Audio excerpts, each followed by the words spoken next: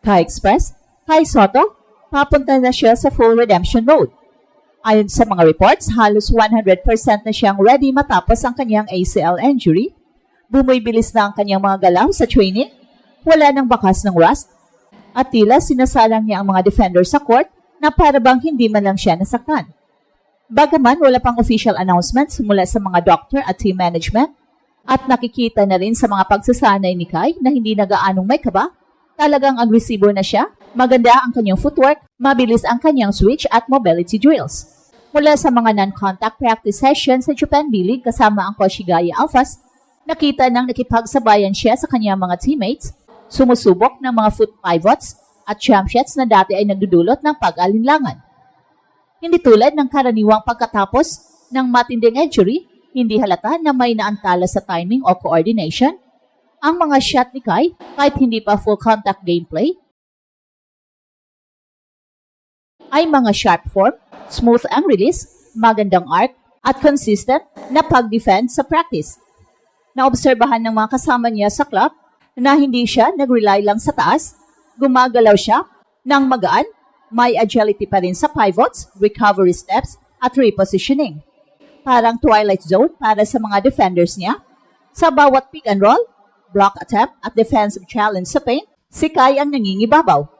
Hindi lang ang kanyang katawan ang nagbabago, ang pananaw na rin niya sa laro.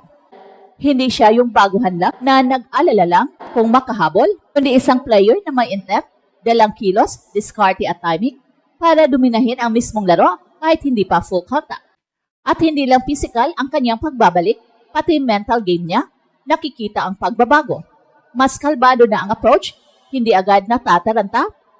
Kapag nasagasaan o nadi-deny ng defender, ang kanyang kumpiyansa, hindi mapapantayan. Alam niya ang hangganan ng kanyang katawan mula sa mga risk ng injury, pero hindi rin takot subukan o makipaglaban sa bawat possession. Sa bilis ng improvement ni Kai, ang tanong ngayon, kailan niya makukuha ang final clearance para sa full contact games? At kapag makuha na niya ito, paano magbabago ang paint ng gilas at ang Koshigaya Alphas? Kung dati ay puro kaba at pangamba ang nararamdaman ng mga Pinoy fans tungkol sa kalagayan ni Kai matapos ang kanyang ACL injury, ngayon ay nag-iba na ang ihip ng hangin. Lumalabas sa mga ulat mula Japan at ilang insiders na nakasukses sa kanyang ensayo.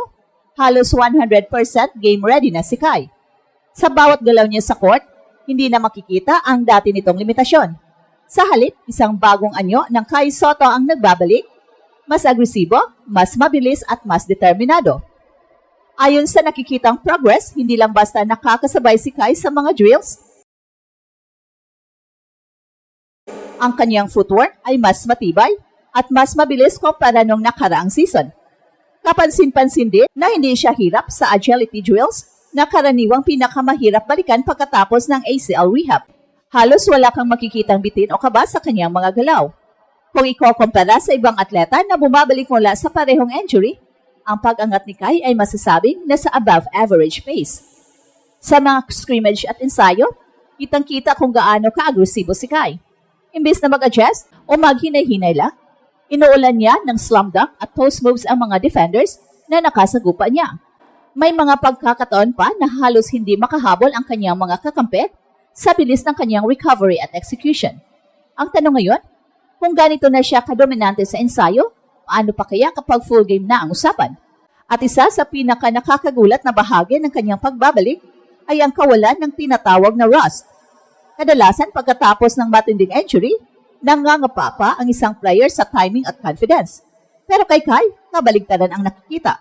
Mula shooting form hanggang sa timing ng kanyang blocks, mukhang hindi siya galing sa injury. Mas lalo pang ang lumalim ang kanyang laro dahil sa oras ng pahinga ay nakafocus siya sa mental side at sa pag-aaral ng tamang decision-making. Kung physical na katawan lang ang pagbabatayan, pasadong-pasado na si Kai. Pero higit pa doon, ang kanyang mental maturity ang nagiging tunay na game changer. Hindi na siya basta umaasa sa height advantage. Pinapakita niya kaya niyang gumamit ng discarte, timing at pasensya para magtagumpay sa bawat possession. Kung dati ay makikita medyo nagmamadali o natataranta si Kai kapag dina-double team, ngayon ay mas kalmado at handa na siyang magbasa ng sitwasyon. Ang lahat ng ito ay nagbubukas ng mas malaking tanong. Kailan ibibigay ang final clearance para kay Kai na makasali sa Fall Contact Games? Dahil kung pagbabasihan ang kanyang ipinapakita sa ensayo, mukhang handang-handa na siyang bumalik. At sa kanyang pagbabalik, hindi lang Koshigaya Alphas ang matutuwa, kundi pati buong Pilipinas na sabik makita ang bagong version ng ating pambato. Kung sa ensayo pa lang ay dinodomina na ni Kai ang kanyang mga kakampi, paano pa kaya kapag bumalik na siya sa actual game? Dito pumapasok ang mas malalim na usapan. Ang epekto ng kanyang pagbabalik hindi lang para sa kanyang club team sa Japan, ang Koshigaya Alphas, kundi pati na rin para sa ating Gilas na matagal nang umaasa sa kanyang serbisyo. Ang Koshigaya Alphas ay kasalukuyang naghahanap ng direksyon sa kanilang kampanya sa Japan B-League. Kulang sila ng isang tunay na rim protector at inside presence na kayang umangat sa parehong depensa at opensa. And Kai, kapag bumalik ng 100% at hindi lang basta dagdag sa rotation, siya mismo ang magiging sentro ng kanilang sistema. Ang kanyang taas at wingspan ay natural na nagbibigay ng intimidation sa paint, pero mas mahalaga, ang bagong maturity at bilis niya mula sa rehab ay magbibigay sa Koshigaya Alphas ng versatile big man na kayang sumabay sa mas maliliit at mas mabilis na kalaban. Hindi na lang siya post-up player, kundi pwedeng mag-pick and roll, mag-pick and pop at magbigay ng spacing para sa mga shooters. At para naman sa Gilas, ang timing ng comeback ni Kai ay napaka-critical. Matatandaan na dahil sa kanyang ACL injury, kinailangan ng ating national team na mag-adjust sa kanilang frontline rotation, nawala ng height advantage laban sa Oceania teams gaya ng Australia at New Zealand. Kung makakabalik si Kai bago ang mga big tournaments tulad ng FIBA Asia Cup o SEA Games, ang dynamics ng kupunan.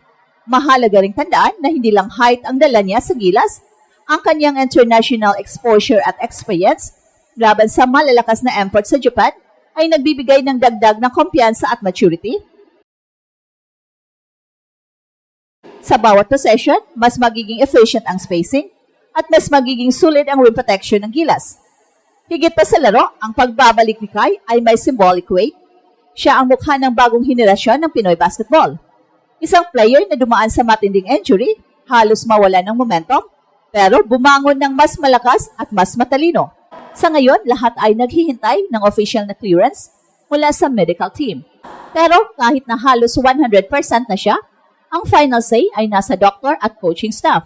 Ang kanilang desisyon ay magtatakda kung makakabalik na ba siya sa official games ngayong buwan o maghihintay pa ng ilang linggo. At ang malinaw, kapag bumalik si Kai sa court, hindi na siya yung dati, isang mas malakas at mas matalinong Kai Sotto ang magdadala ng pag-asa sa kanyang koponan at sa buong bansa. At ito ang Express Info kung saan bawat kwento, ginulat ang mundo. Don't forget to like and subscribe.